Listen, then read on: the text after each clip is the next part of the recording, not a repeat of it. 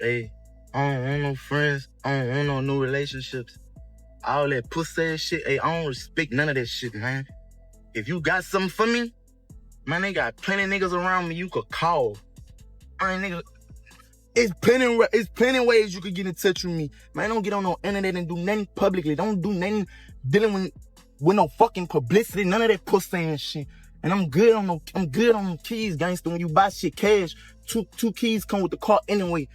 Mind your fucking business, man. NBA YoungBoy's house got broken into.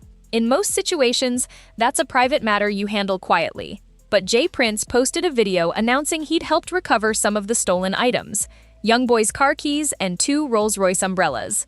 He made it public. YoungBoy fired back immediately on Instagram.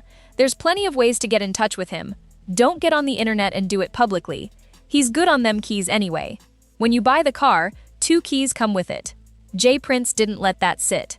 He responded publicly too, calling YoungBoy dumber than a box of rocks, accusing him of taking kindness for weakness and talking slick like he and his brother weren't ever down with him. That's not a private diss. That's the most feared executive in Southern hip-hop, putting a public label on one of the most streamed rappers in the country. But here's what most people watching that exchange missed. This wasn't really about car keys. This was 2 complete business philosophies colliding. Jay Prince built Rap-A-Lot Records out of a used car lot in Houston's 5th Ward back in 1986. He's the man who introduced Drake to Lil Wayne, the man who calls Drake his son publicly, and for decades he's operated as one of the few people in hip-hop who can move between the streets and the boardroom in the same conversation. His reputation is built on relationships and the demonstrated willingness to act on them. NBA YoungBoy, real name Kentrell Gaulden, built his own label, Never Broke Again, out of Baton Rouge starting in 2015, before he'd even turned 18. He signed a 5-album, $2 million deal with Atlantic at 17 and insisted his own label be part of it from day one.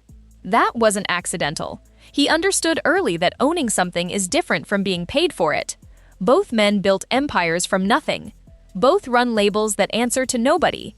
And that's exactly why this kept escalating instead of cooling off. In a sit-down with Ebro Darden, Prince explained his side. He said the little homie reached out after the keys situation, and they talked it out, that his public statements come from a place of trying to calm things down before they spiral. YoungBoy rejected that framing entirely.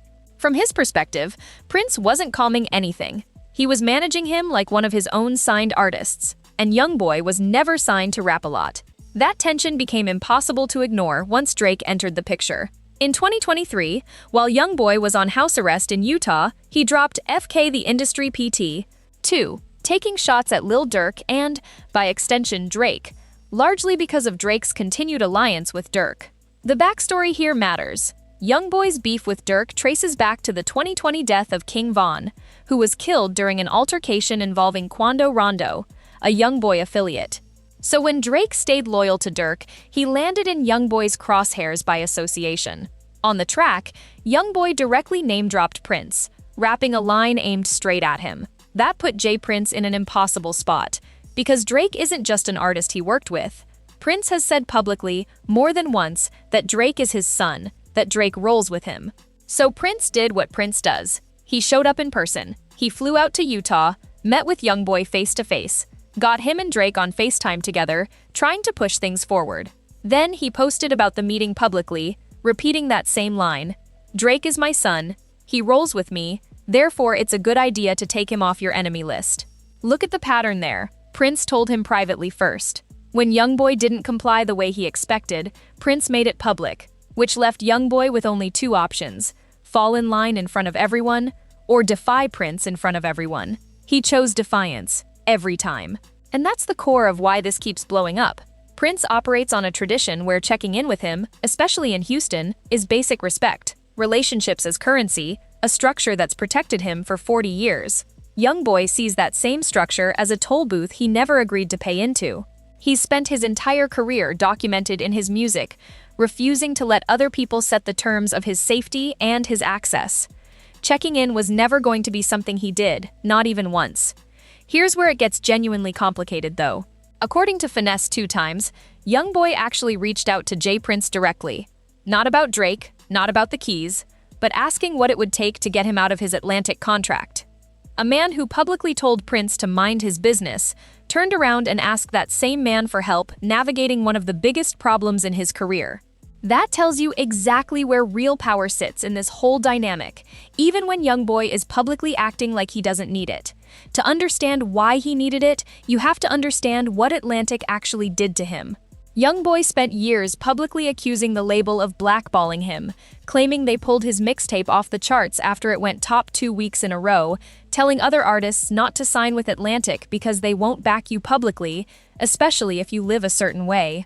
In 2020, he asked for his masters back in exchange for 4 albums. Atlantic said no. That word, masters, is the entire war in microcosm.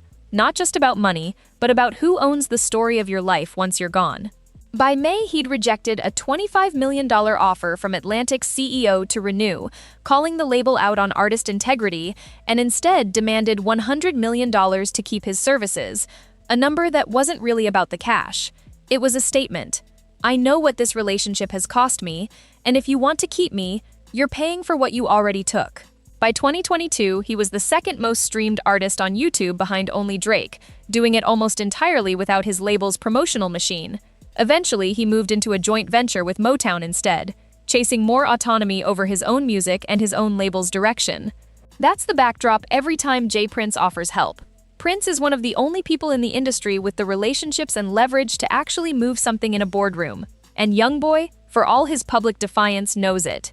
There's also the legal weight sitting underneath all of this.